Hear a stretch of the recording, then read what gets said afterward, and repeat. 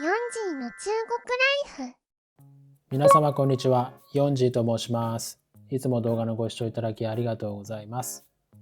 私は今ですね、日本におります。ちょっと日本でやることがありましたので、一時的に帰国しております。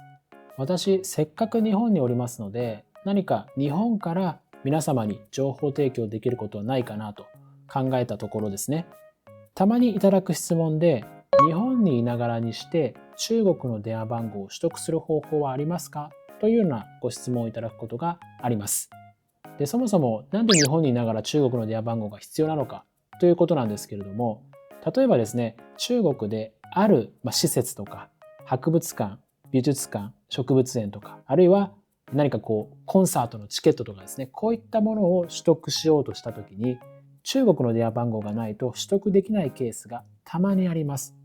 なぜかと言いますと、例えばどこかの博物館を予約する、あるいはコンサートのチケットを取得するという際にですね、電話番号の入力を求められることがありまして、で、その電話番号宛てにショートメッセージが届いて認証するみたいなフローがあったりする時があります。で、日本の電話番号を受け付けていれば全然問題ないんですけれども、中国の電話番号しか受け付けていないという場合がたまにあるので、こういう時は中国の電話番号を持っていないと予約もできないですし、コンサートのチケットも買えないということになってしまうので、中国の電話番号が必要になるということになります。で、皆様、旅行に行く際には事前にいろいろと準備されると思うんですね。で、中国に行ってから電話番号がないから博物館に行けないとか、コンサートが見れないってなると非常にパニックになると思いますので、日本にいる今の状態で何とかして中国の電話番号を取得して、事前に博物館予約しておくとか、コンサートのチケットを入手するということができれば非常に楽になりますよね。で、結論から申し上げますと、日本にいながらにして中国の電話番号を取得する方法はあります。ですので、本日の動画ではその方法について解説させていただきたいと思っております。そしてプラスアルファでですね、それだけではなくて、よくいただくご質問で中国のインターネット規制についてご質問いただくことがあります。こちらの動画でも解説させていただいているんですけれども、中国ではインターネット規制というのがありまして、我々日本人がですね、普段日本で使っている LINE や Facebook、Google 系のサービス全般、Instagram とかですね、こういったサービスが軒並み使うことができません。で、そうなるとですね、例えば我々が中国に旅行に行って LINE で誰かに連絡をしたいと思っても使うことができないので、非常に困るわけです。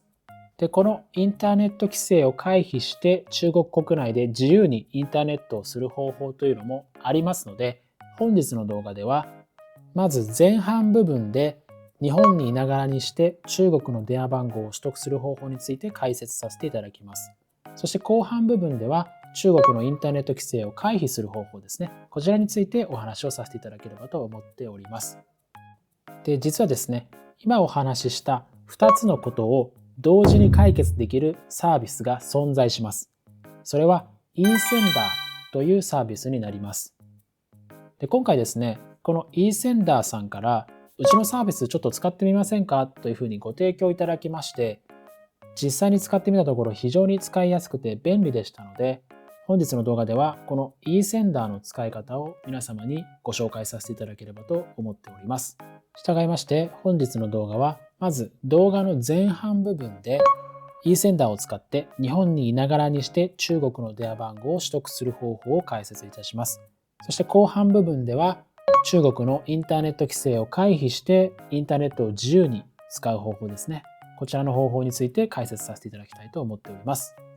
それではまず最初に日本で中国の電話番号を取得する方法について解説をさせていただきます。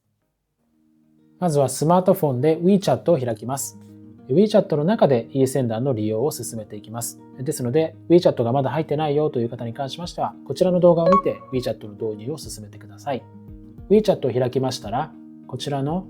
虫眼鏡のマークを押します。そうしますと検索窓が出てきますので、eSender と入力をします。そしてこれを押します。そうしますと eSender というものが出てきますので、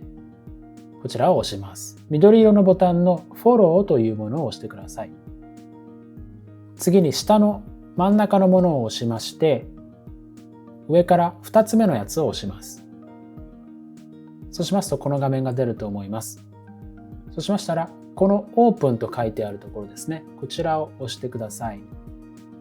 そうしますと、Welcome to eSender という形で、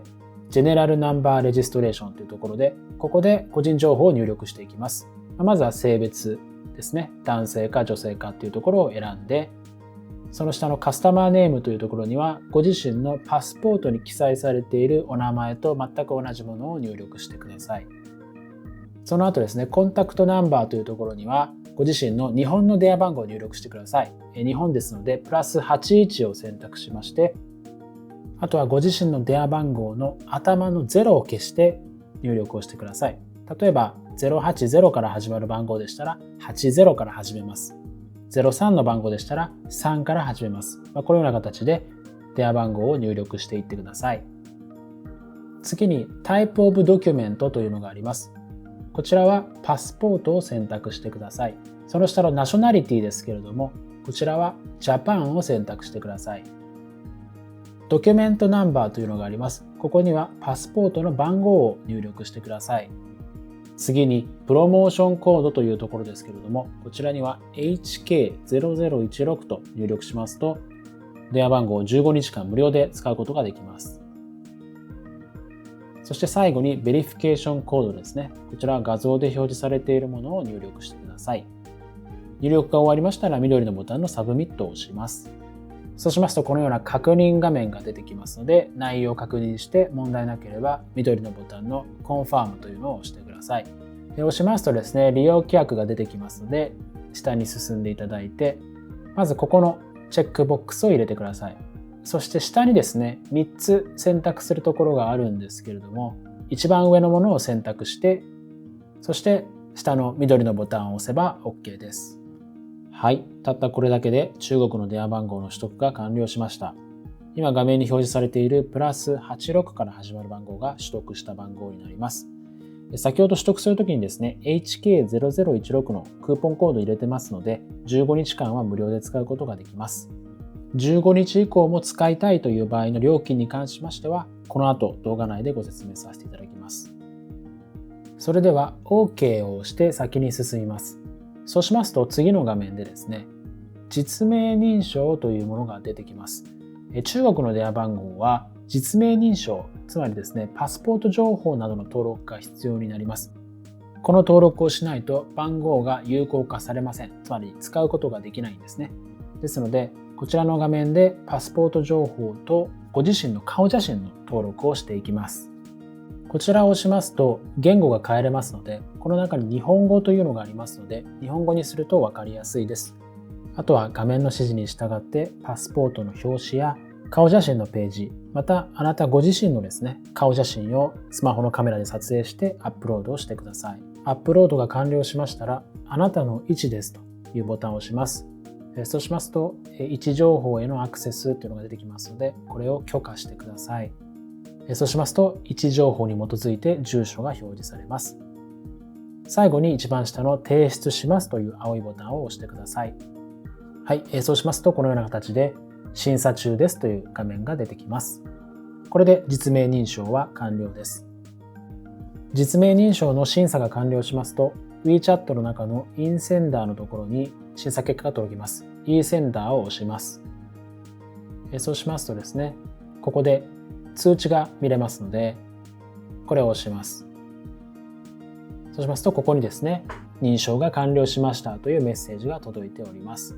この通知をもって中国の電話番号が使えるようになります。それでは、ここからは実際にですね、私が取得したこの中国の電話番号宛てにショートメッセージを送ってみたいと思います。そして問題なくこの電話番号で受信ができるのかというところを見てみたいと思います。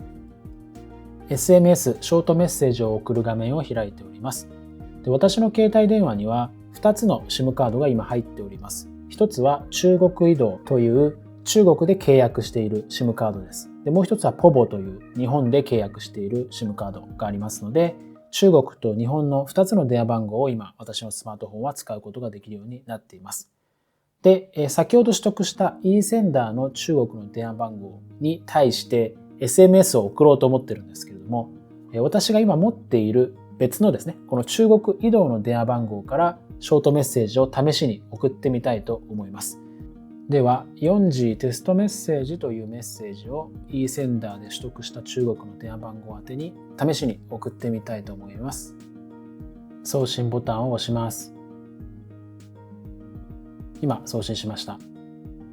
しばらく待ちますと、はい、このようにですね、e センダーから通知が来ます。SMS が届いたよという通知になります。どこにメッセージが届くかと言いますと、WeChat の中にある e センダーの中に届きます。ですので、このように e センダーを開きまして、一番下に SMS という文字が書いてあるのがありますね。ここに SMS が届いたよという通知が来ます。はい。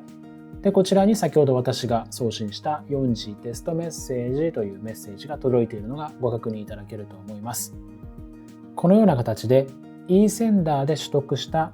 中国の電話番号宛てにメッセージを送信した場合は WeChat の中にある e センダーのところに届きます。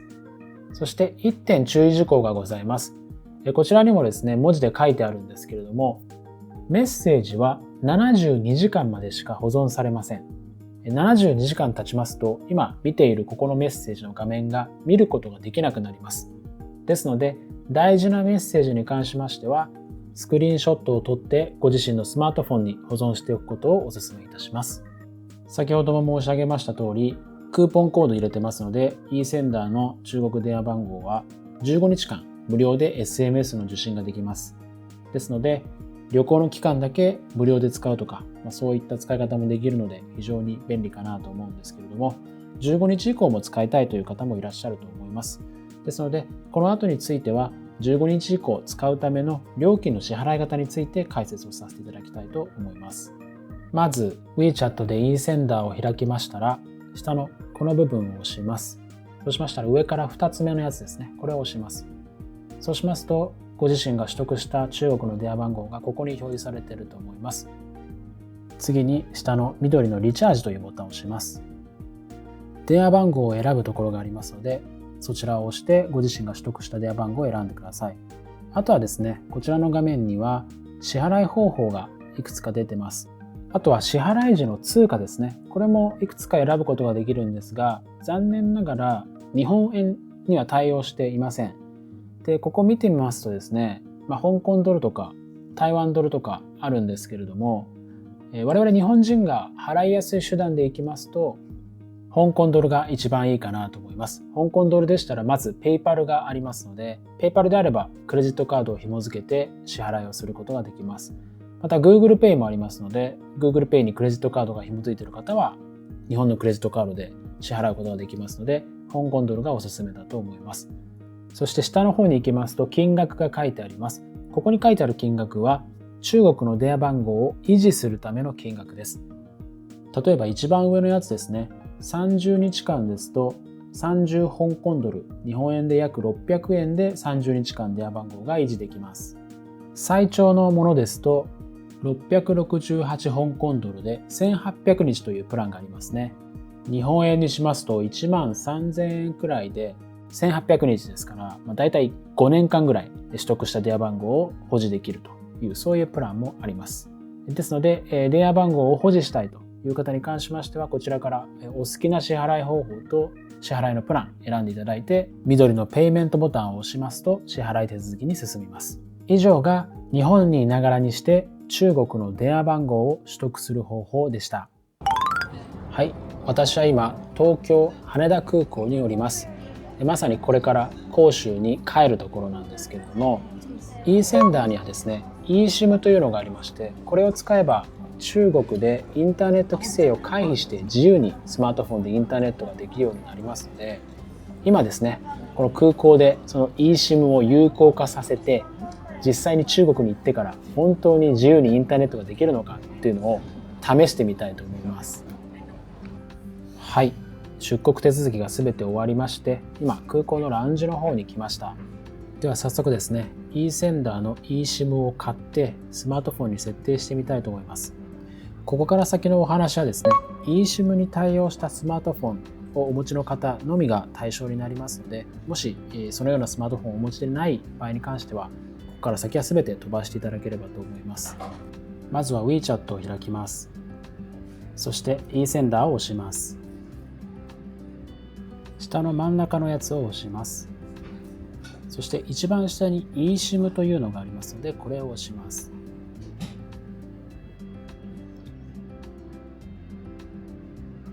E センダーは中国以外で使える eSIM も売っています。なのでここにいろいろな国が出てきておりますが、今回は中国の eSIM ですので、ここの中国内地というところを押します。そうしますと、購入できる eSIM のプランがいくつか出てきます。今回はこちらの中国内地3日間 eSIM で通話付きっていうのがありますので、これを買ってみたいと思います。で、今詳細画面が出ていまして、まず料金が香港ドルで48ドルですね。なので日本円にしますと1000円くらいになるかと思います。そしてこちら真ん中のところに3日間使えますと書いてありまして、で3日間で最大で使えるギガバイトが 5.7 ギガバイトというふうに書いてあります。で、小さい文字見ますと、毎日 1.5 ギガバイトまでであれば高速でインターネットができるんですけれども、それを超えると速度が落ちていって、でも 512KB は最低でも出ると書いてあります。で、1日に 1.9GB を使いますと、その日は止まるというふうに書いてあります。なので、1.9×3 で 5.7GB が3日間で使えますと。そういうプランになってますね。では、今回これを購入しますので、緑のボタンを押します。そうしますと、メールアドレスと電話番号を入力するところが出てくるので、ここに入力していきます。ここで入力する電話番号というのは日本の電話番号で大丈夫ですので、日本の電話番号を入力してください。そしてここにですね、ちょっと小さい文字が書いてあるんですけれども、eSIM の登録費用というもので20香港ドルがかかるというふうに書いてあります。ですので、eSIM の購入金額プラス20香港ドルを支払う必要がありますので、この点ご注意ください。内容が問題なければ緑のボタンを押して次に進みます。利用規約が出てきますので、ざっと目を通してチェックボックスにチェックを入れます。下に丸いのが3つありますけれども、一番上を押しまして緑のボタンを押して次に進みます。そうしますと支払い方法の選択画面が出てきます。残念ながらですね、日本円での支払いはできませんでして、支払える通貨が中国元、香港ドル、そしてマレーシアの通貨で、一番下が韓国ウォンになっております。で、クレジットカードで支払う場合に関しては、香港ドルでペイパルで支払えばクレジットカードを使えますので、今回は私はクレジットカードを使いたいので、ペイパルを選んで支払いをしていきたいと思います。そして最終的な支払い金額が68香港ドルとなっております。内訳としましては、eSIM の費用が48香港ドルで、先ほどちょっと申し上げましたけれども、eSIM の登録費用というのが20香港ドルかかりますので、合計で68香港ドルとなっております。それではこれを PayPal で支払っていきます。PayPal にログインをしました。で、私のクレジットカードが今 PayPal に紐づいている状態ですので、これを使って支払っていきます。で、金額もですね、香港ドルから日本円に変換されてますね。1417円と書いてあります。購入を完了するの青いボタンを押して進めます。はい、購入が完了しまして、今 e センダーから通知が来ました。これを押します。e センダーに移動しまして、一番下の通知を押します。そうしますと eSIM の購入が完了しましたということで、eSIM を有効化するための QR コードが送られてきますので、この QR コードを使って今から eSIM をスマートフォンに設定していきたいと思います。はい、今ですね、私のスマートフォンの eSIM の設定を開きまして eSIM を有効化させます。この辺のやり方はお使いのスマートフォンによって異なるかと思います。はい、で、携帯通信会社の QR コードをスキャンしてくださいという画面が出てくるので、先ほど e センダーから送られてきた QR コードをスキャンします。で、QR コードをどこかに表示させて、それをスマートフォンでスキャンしないといけないので、一旦私はパソコンに QR コードを移しまして、これを今からスキャンして eSIM を有効化させたいと思います。はい、こんな感じでパソコンに映っている QR コードをスキャンします。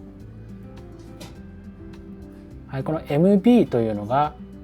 e センダーの eSIM のことですので、このまま設定を続けていきます。確認コードの入力というのが出てきますので、こちらに記載されているコードを入力していきます。これで eSIM の設定が完了しました。あとはですね、中国に着いてから今設定した eSIM をオンにして実際にインターネット規制を回避してですね、自由に快適にインターネットができるかどうかを中国で試してみたいと思います。それでは今から広州に向かいます。はい、広州の空港に着きました。それでは早速 e センダーの eSIM を有効化させたいと思います。今ですね、中国に来てスマートフォンが電波を一切受信していない状態になっていますので、これから eSIM をオンにしていきます。はい、今 e センダーの eSIM を有効化しました。そうしますとこちらご覧ください。5G の電波を拾っているということが分かりますね。これで中国国内でインターネットができるという状態に今なっています。あとはインターネット規制を回避してネットができるのかと、つまり YouTube や LINE が問題なく使えるのかというところをちょっとこれから見てみたいと思います。まずは YouTube 開きます。はい、問題なく開けていますね。次に X を開いてみましょう。はい、こちらも問題なく開けていますね。では次に Google ですね。こちらが開けるか見てみましょう。はい、問題なく開けてますね。で例えばですけれども、インターネット規制がかかっている場合、どういうふうになるのかっていうのをちょっとお見せしたいと思います。で私、このスマートフォンにはですね、中国の SIM も入ってますので、今から中国の SIM を有効化させて、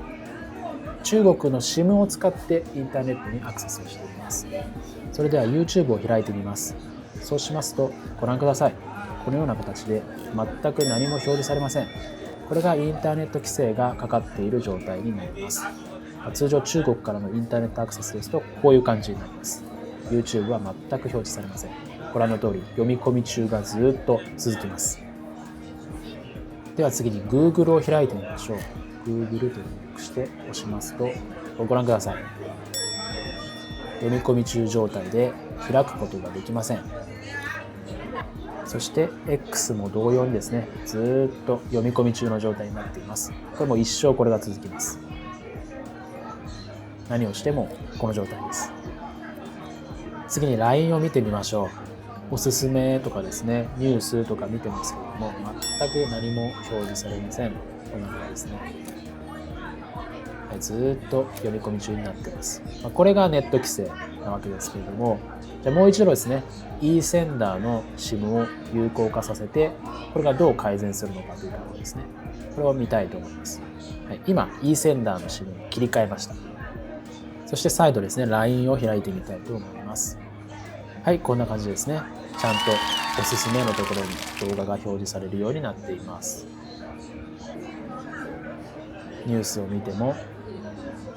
先ほどと全く違いまして、ちゃんとロードされてますね。で、今内容も表示されてますね。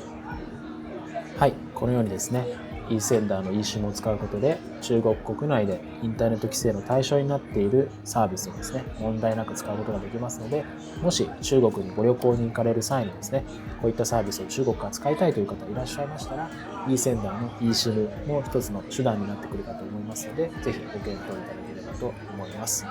もちろんですね、e センダーの eSIM で中国国内で Alipay や WeChat Pay、こういったものも問題なく使えます。本日の動画は以上となります。何かご参考になりましたら幸いです。最後までご視聴いただきましてありがとうございました。それではまた次の動画でお会いしましょう。さようなら。